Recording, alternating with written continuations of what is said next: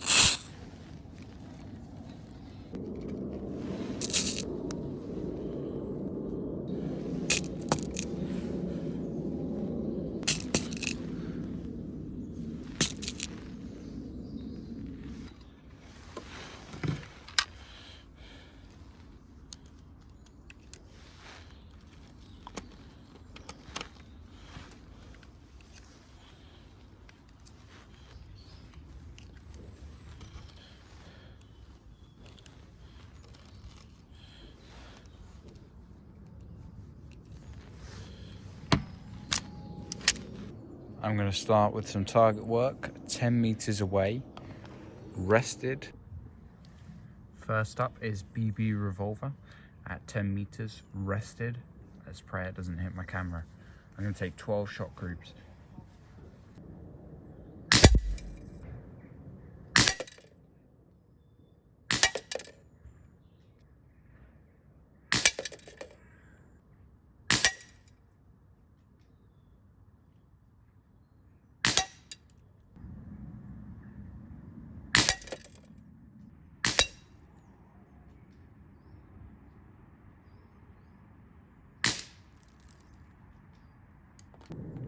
Alright, taking a look at the target, I don't think that's too bad. I mean, we got some through the same hole, others on the target near to the bullseye. I saw, I think, 1 or 2 maybe missed. We got some down the side here. The gun was shooting very low, so I tried to account for that. If I'm being honest, I think that Single Action Army, the pellet revolver, is going to do a bit better because it's got that rifled barrel, and I believe the sights are a bit more accurate. But yeah, I'm going to bring out the other one now. Let's test the difference at 10 meters. Next up is the Colt Single Action Army. This is the pellet revolver.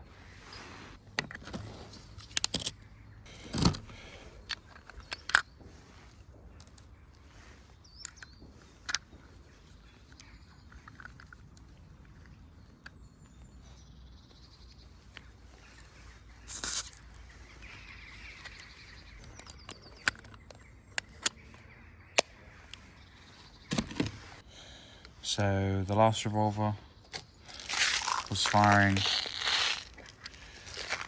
4.5mm steel BBs. This one has a lot of choices. It's a 177 pellet.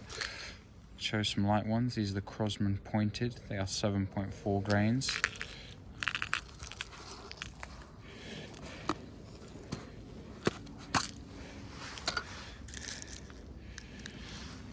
They look like this.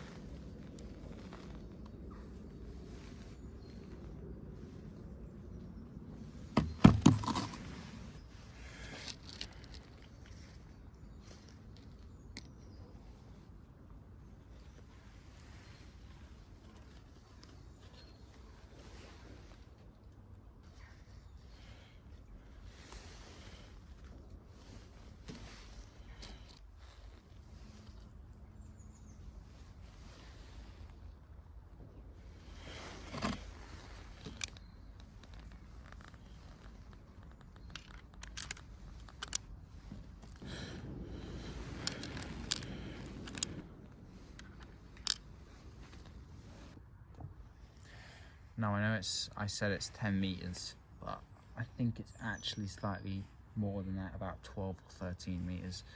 I'm going to be taking another 12-shot group, but with the pellet revolver this time, using the Crosman pointed with a rest.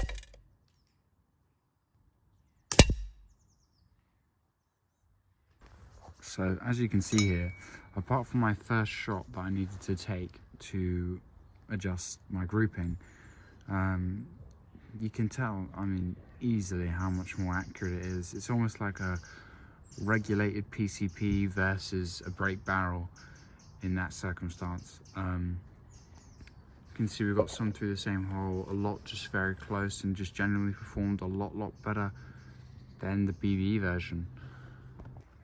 So on the left here, we have the BB revolver. On the right, we have the pellet.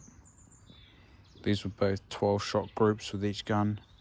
I mean, you can tell the difference. The pellet revolver was miles ahead. One advantage of the pellet revolver is that you can use a wide range of ammunition, like this.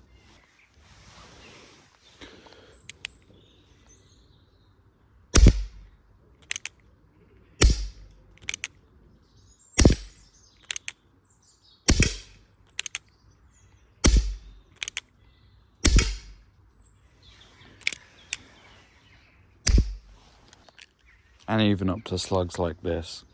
Alright, first time using slugs out of a CO2 revolver. These particular ones are 16 grains. Let's see how much drop they have. I'll genuinely be happy if I even hit the target, just like once. Where on earth did that go? I hit the wood. Oh, there we go. You could see that thing traveling so slow.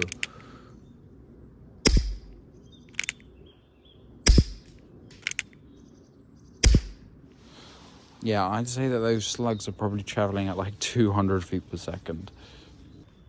Compared to BB firing revolvers, where you're limited to just the standard 4.5mm steel BBs, mainly, or sometimes Dust Devils. Now, on top of all of that wide range of ammunition that you can use with pellet revolvers, you can even use BBs as well.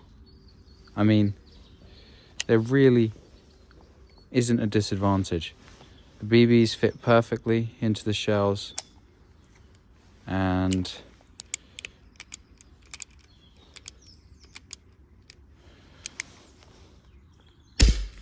they even fire perfectly out the gun.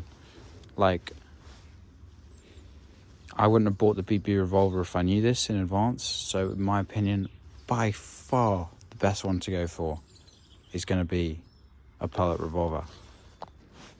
It should be noted that barrel length also plays quite a big part in the accuracy and velocity of your revolver. So if you really are looking for those high specs, good accuracy, good feet per second, then a longer barrel is the better way to go. I know some revolvers go up to 8 inches, I have a 6-inch one, and all the way down to like 2 inches. So that is going to depend on the velocity and the feet per second and the feet per second and the accuracy of the gun slightly. Not by a dramatic amount, slightly. But something that also affects it is the shells. So, for example, I know that they differ BB to pellet, but if you can, I would say try and get rear loading shells. The reason for this is because when you pull the trigger, the hammer strikes and a small amount of gas is released from the CO2. It then fires through, pushes the pellet out of the shell and into the barrel.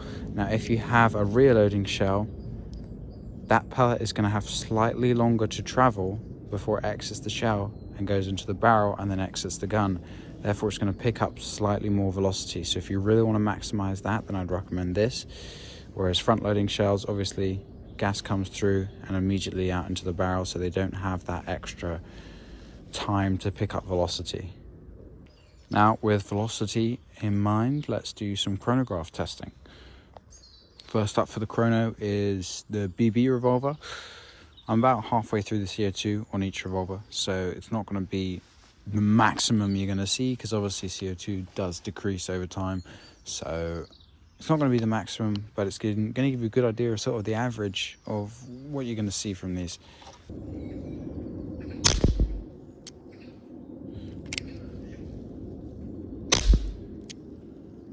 .275.6 with 1.23 joules. 263.4 with 1.13 joules. 274.4 with 1.22 joules. 207.8 with 0.7 joules. And 256.9 with 1.07 joules. Honestly, slightly lower readings than I was expecting. Like I said, it's probably going to be much higher at the beginning of the CO2. But let's try the pellet revolver now.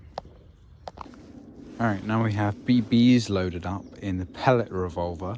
So let's see if the pellet revolver can outperform the BBs from the BB revolver. Let's see.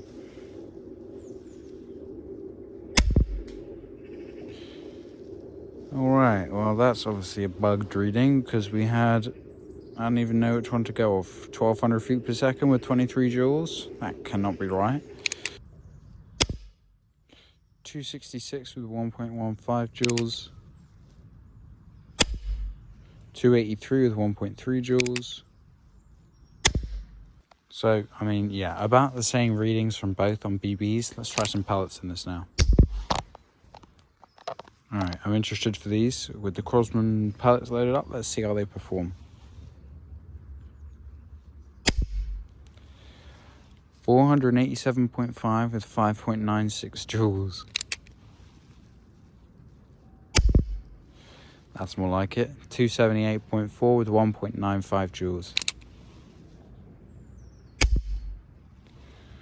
No reading. 258.1 with 1.67 joules.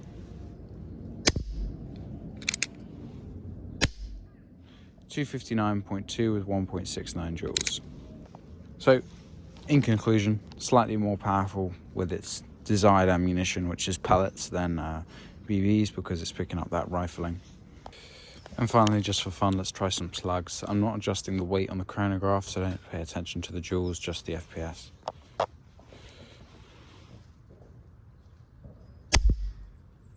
.159 feet per second. 166. 148. 145. 139. Well, at least it's consistent.